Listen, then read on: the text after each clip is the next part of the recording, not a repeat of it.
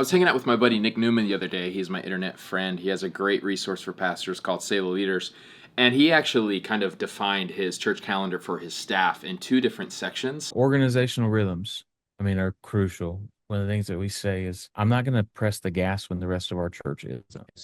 Wasted energy. So our growth window is late November to April, May, depending on when Mother's Day is.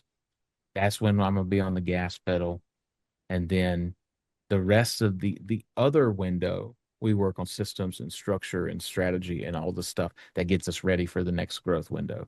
I find that to be really helpful. I don't know how much that lays over on our way that we do church, especially just out here on the West Coast. And so I was thinking about it the other day. I preached a sermon. I constantly remember this cadence that I preached a few years ago about the harvest. And I talked about how there's a season to risk, there's a season to rest, and then there's a season to reap. And they all have different types of energy. They all have different types of focus that's required, but all of that is a part of growth. And I think that's a helpful way for our church to kind of think through the calendar.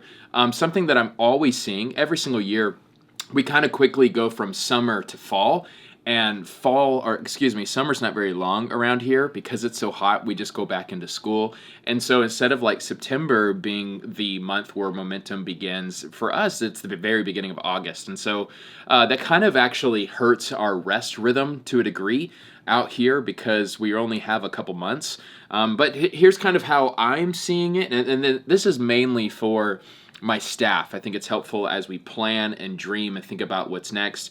I'm creating a resource with Pastor Caleb over at pastorsourdirectors.com, and we've been arguing that pastors, especially like small to mid-sized churches, in my experience, really our church grew in a healthy, holistic way when I finally figured out that I was a Sunday director, a spiritual director, and a staff director. And I think you can get all these biblical words for it, like shepherd and evangelist and leader and all sorts of things. I think for us, I think we're just coming out of summer. Summer is a season of rest where I don't meet with my team as often. I encourage people to go on vacations. We're excited that people get to rest in that way. And I don't freak out when attendance dips. It's a season of rest. We don't have events. It's all super low key. But it's kind of a jolt that I have to do a better job preparing my people for. But in the fall, which again for us starts in August, is now a season of risk.